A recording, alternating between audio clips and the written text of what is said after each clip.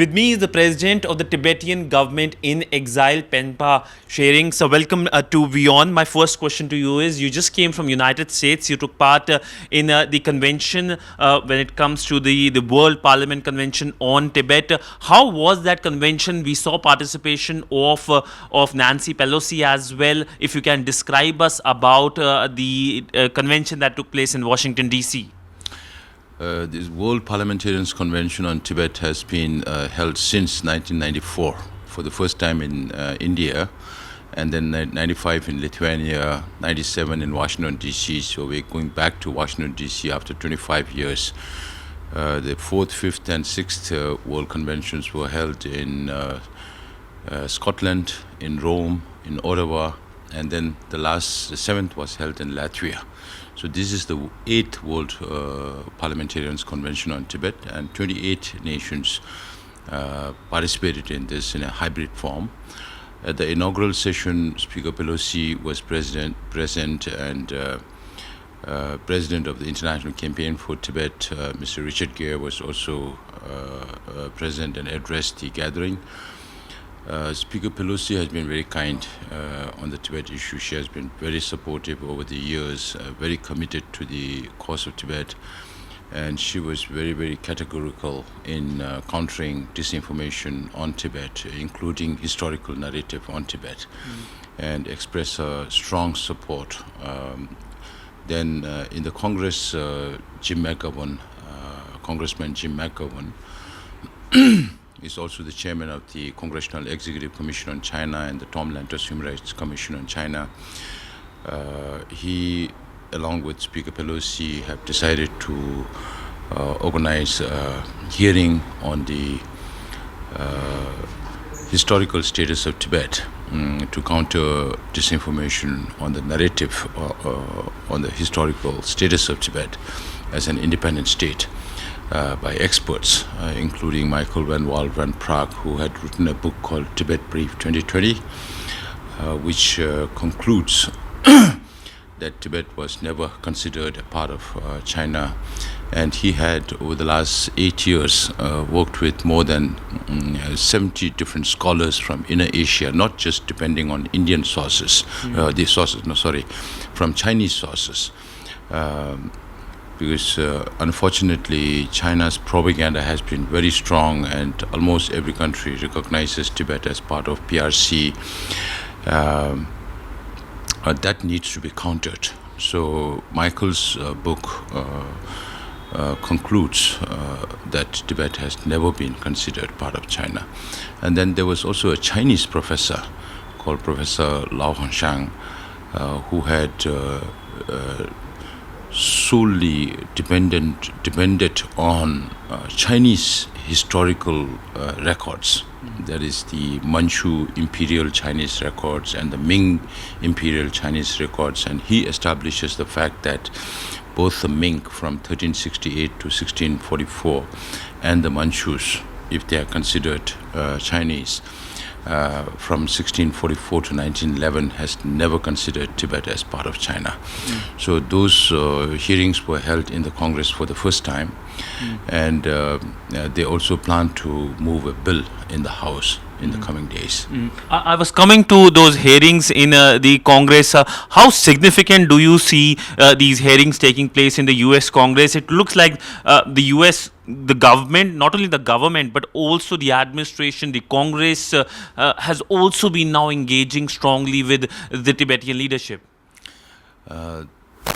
I would like to thank President Biden for appointing the special coordinator for Tibet, Azra Zaya, just 1 year after coming into office, and that too at the level of undersecretary as the special coordinator. And you well remember I was in United States in April, May, and we met her, and then she also came to India and Nepal the following month in May. So the progress and the interest from the United States government has been very strong and very consistent. Then the hearing at the Hill on the historical narrative, termed as barriers to resolving the Sino-Tibet conflict, includes a historical status. Unfortunately, not many people, of course, read Tibetan history. And China has been saying that Tibet was part of China since 7th century, that they couldn't hold. And then they started saying it was part of China from 13th century. That also could not hold. Then 18th century, that also could not hold. At one time, they were saying Tibet is part of China since antiquity. And now they are talking about Tibet being part of China since time immemorial. So if we don't counter those narratives, then you don't get leverage for the middle way approach, because people don't realize that Tibet was an independent country.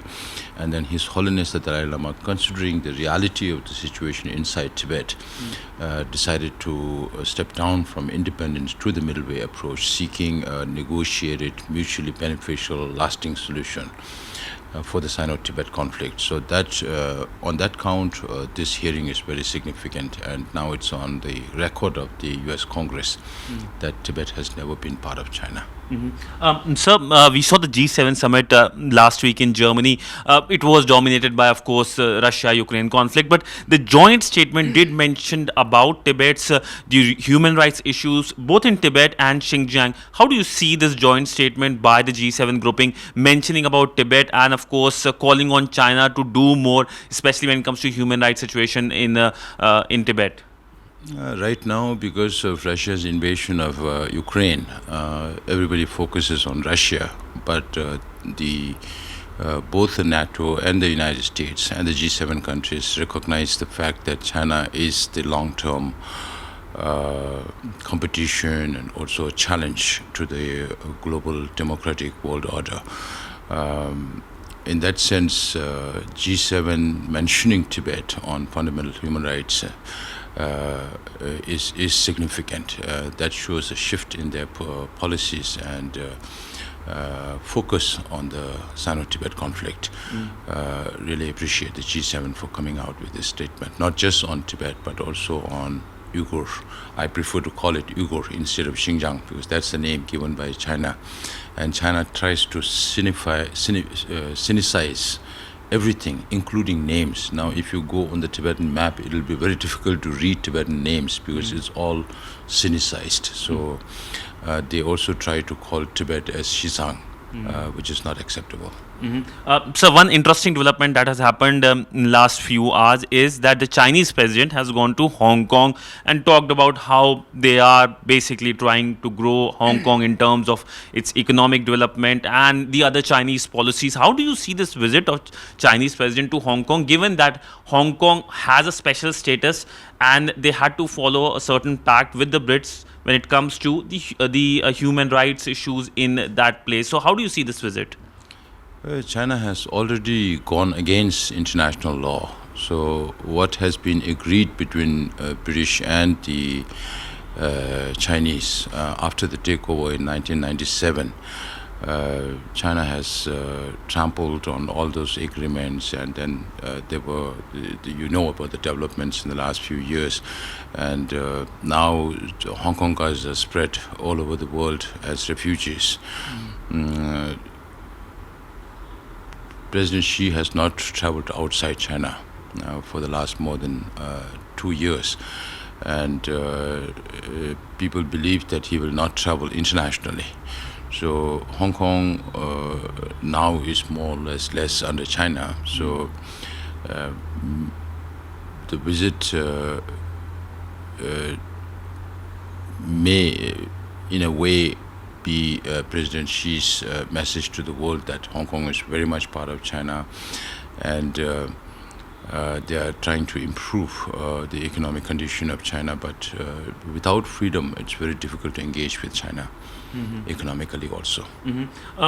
So Dalai Lama, his birthday is coming. A lot of celebrations also planned. What the Tibetan leadership in terms of the parliament, you planning for the birthday? And also, do you expect something significant in terms of world leaders congratulating Dalai Lama? Do you see a change this time, growing support for Dalai Lama?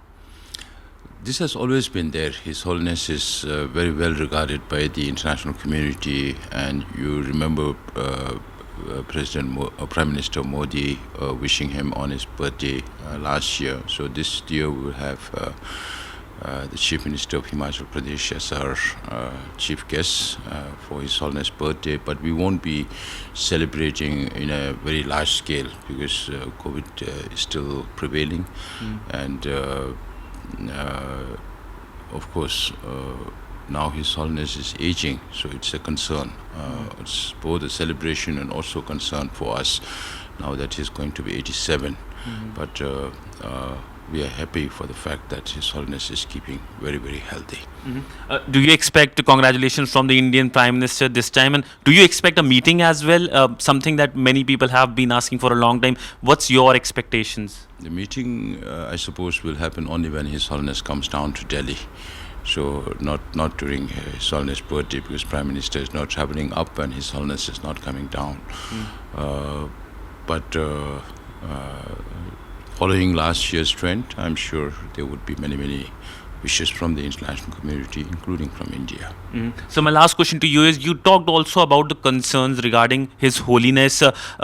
There are concerns about who next after His Holiness, and there are questions about reincarnation. China has its own view about they appointing Dalai Lama, the next Dalai Lama. What's the viewpoint of the Tibetan leadership vis-a-vis the Chinese, what the Chinese have been saying, and what you expect from India regarding the incarnation?